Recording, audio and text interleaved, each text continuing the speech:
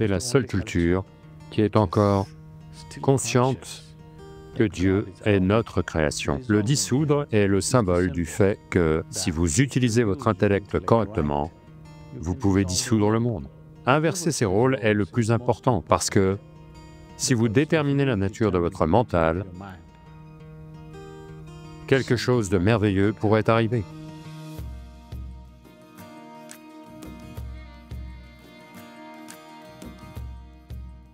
Il y a un festival durant les mois d'août et septembre en Inde. Ça s'appelle Ganesh Chaturthi. C'est un dieu avec une tête d'éléphant. Ce n'était pas censé être un éléphant, c'était censé être un Gana. Quelque part, un artiste a fait une erreur et c'est devenu un éléphant. Il s'appelle Ganapati, ça veut dire le chef des Ganas.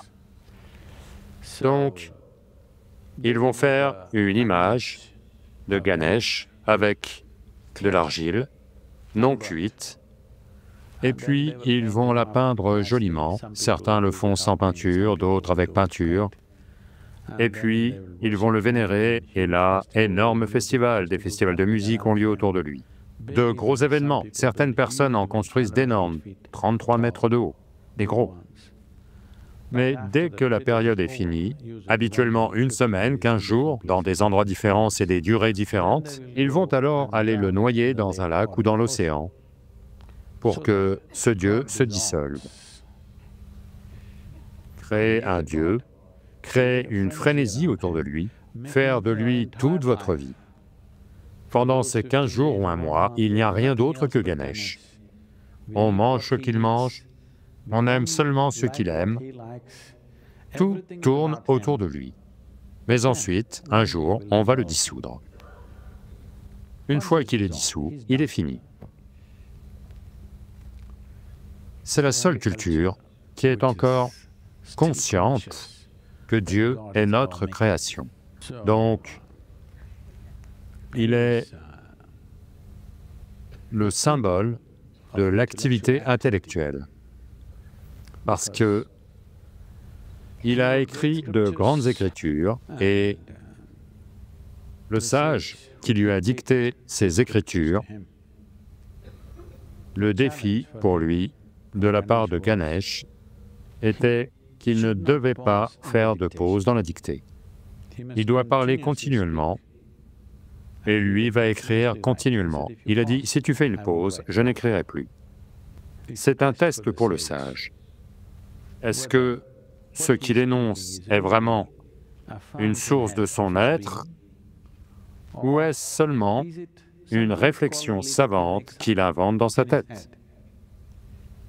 Alors Ganesh dit, seulement si tu dictes sans interruption, j'écrirai. Si tu fais une pause quelque part, une fois que je pose mon stylo, je n'écrirai plus.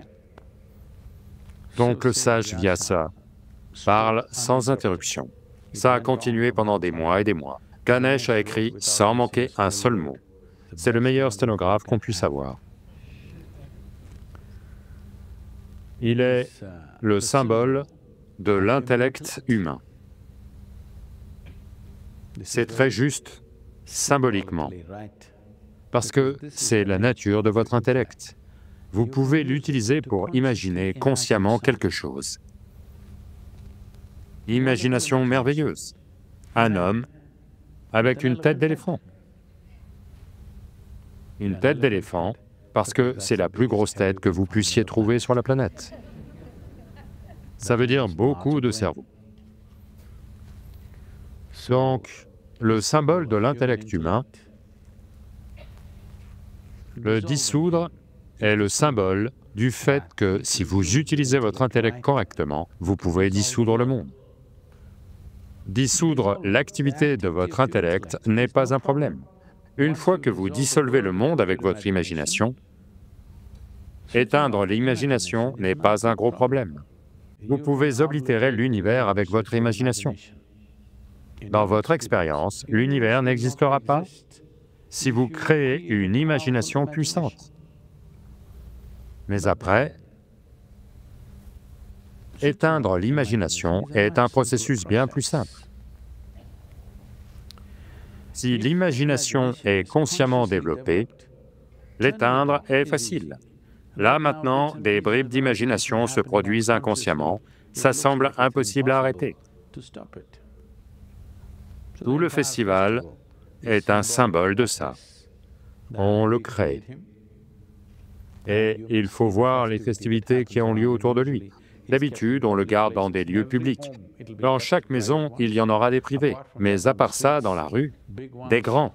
Beaucoup de rues seront bloquées pendant ces 15 à 30 jours, la circulation arrêtée et tout, et il sera assis en plein milieu de la rue. De grandes célébrations, de la musique, tout ça, autour de lui. Les gens vivent autour de lui pendant cette période. Mais quand le moment arrive, ils vont juste le dissoudre, c'est tout. C'est fini. Pendant l'année qui va suivre, personne ne pense à lui. Si vous pouviez faire ça pleinement, avec votre imagination et votre intellect, oh, ce mental, ou cette activité qu'on appelle mentale,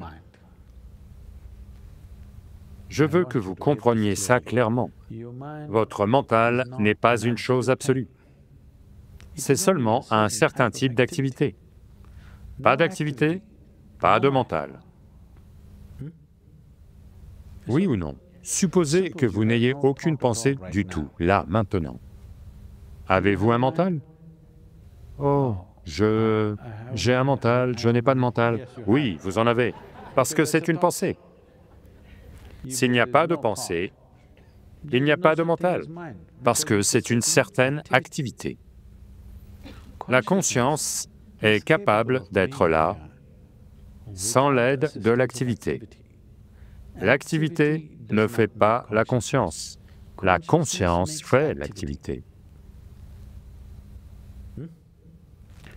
Je bouge la main ne me bouge pas. C'est moi qui bouge la main. De même, c'est moi qui bouge le mental. Ce n'est pas l'inverse, mais c'est devenu l'inverse.